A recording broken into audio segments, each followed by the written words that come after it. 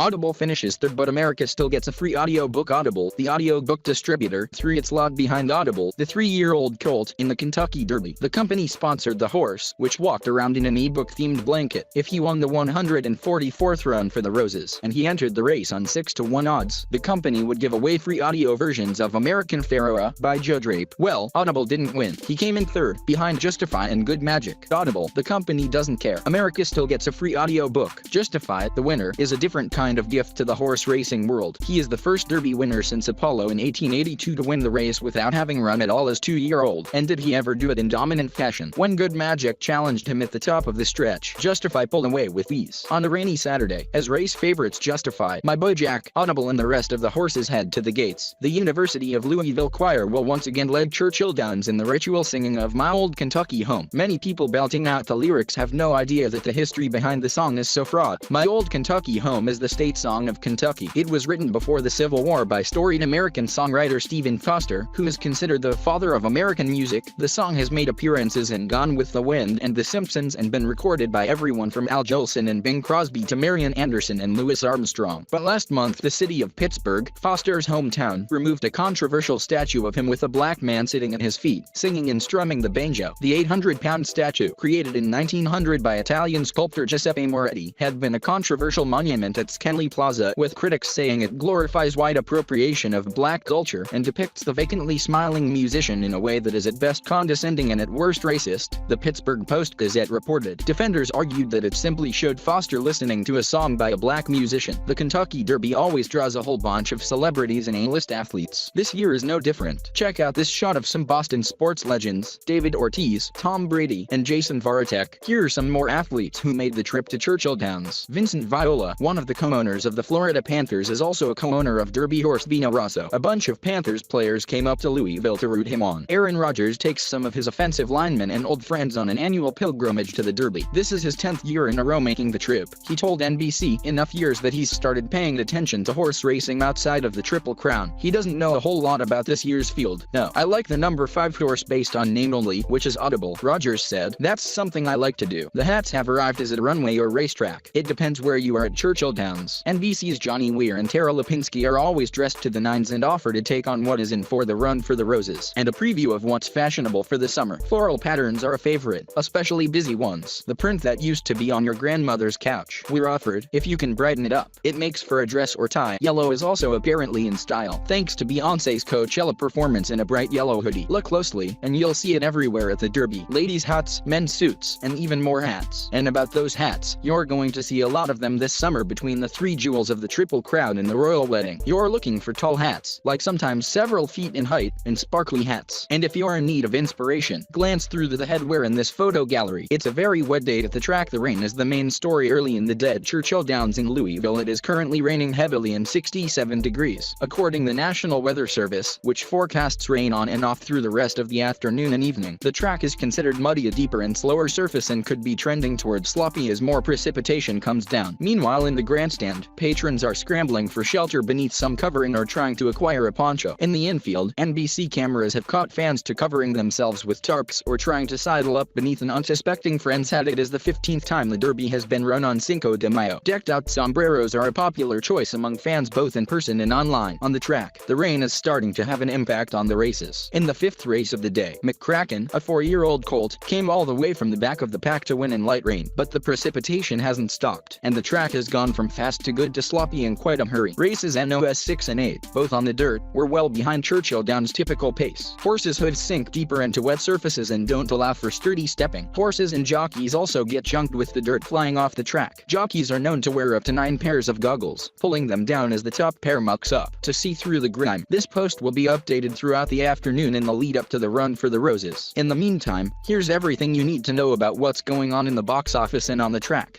Post time is scheduled for 6:46 p.m. Eastern. How to watch race coverage begins at noon on NBC Sports Network and at 2:30 on NBC. Bob Costas and Mike Tirico will host NBC's coverage. The coverage will also be streamed on NBCSports.com and the NBC Sports app. Length: the race is 1 1/4 miles long.